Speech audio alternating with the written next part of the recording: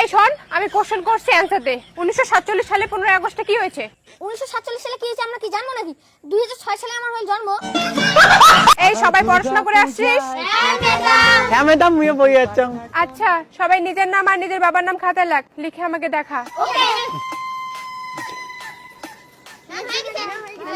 কই দেখি তোদের দুজনেরটা দে।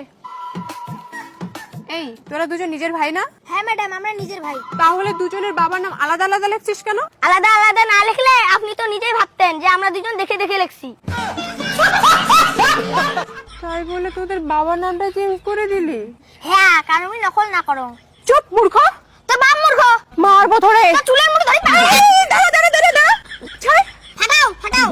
তোদের দুটোকে এবার পরীক্ষায় ফেল করে দেবো। যা ওখানে বস গিয়ে। আবার দুর্গা। ওই ম্যাডাম এবার সত্যি সত্যি ফেল করে দিবে রে। হ্যাঁ দিবে, তোদেরকে ফেল করে হ্যাঁ, তোদেরকে ফেল করে দেবো, কিন্তু শোন, যদি ভালো করে বই পড়িস তাহলে ভালো নাম্বার দেবো। আমি নিজের হাতেই তোদেরকে ভালো নাম্বার দেবো। কি? ভালো করে বই পড়লে আমি নিজের হাতে তোদেরকে ভালো নাম্বার দেবো। ম্যাডাম আমাকে মাফ করবেন, আমি আপনার নাম্বার নিতে পারবো না। আমি আপনার নাম্বার নিয়ে কি করব? আমি তো মিষ্টুকে ভালোবাসি। তাই না শোনা, আমি তো তোমায় ভালোবাসি। ম্যাডাম কেমন ফালতু আমাকে নাম্বার দিতে চায়।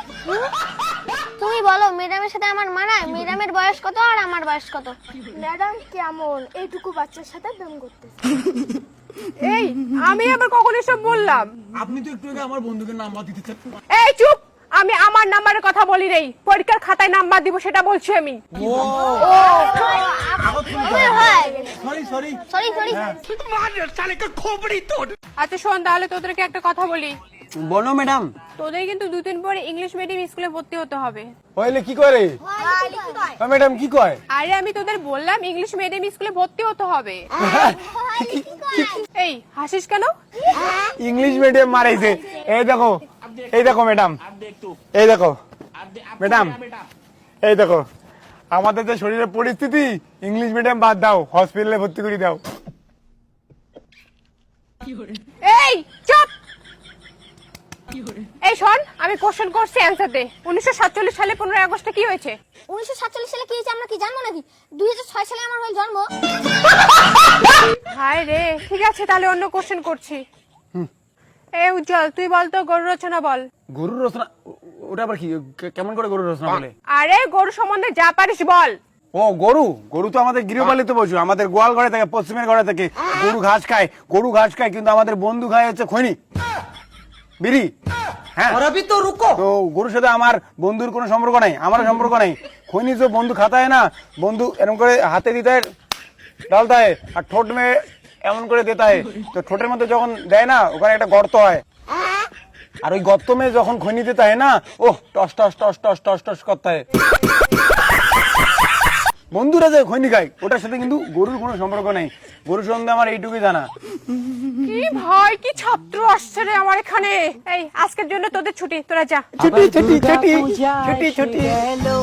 কিন্তু পার্টনার তো নাই। আচ্ছা শোনো, একটা কথা বলবো? হ্যাঁ বলো না। তুমি ধনী ঘরের ছেলে তো, তবে আমি তোমার সঙ্গে থাকবো। ধনীর সাথে কি সাথ? কারণ আমার বাবা মা অনেক ধনী আর আমার অনেক খরচা। ও তাই? ওই যে আকাশে দেখো। কি বুঝলে? বাবা যাচ্ছে বাজারে দেশি আলু কিনতে। কি কও? বাবার কথা ছাড়ো, আমি তো হেলিকপ্টার করে হাগু করতে যাই। আবার দুর্গা পূজা এসে গেল। এই বাড়ি যাওয়ার আগে একটু বিড়ি ঢিড়ি খাই। কিরে কই গেছিলি তোরা? ये फंस गया सीएम। এই তুই কর, তুই কর। কাকু পড়াশোনা করতে গেছি স্কুলে।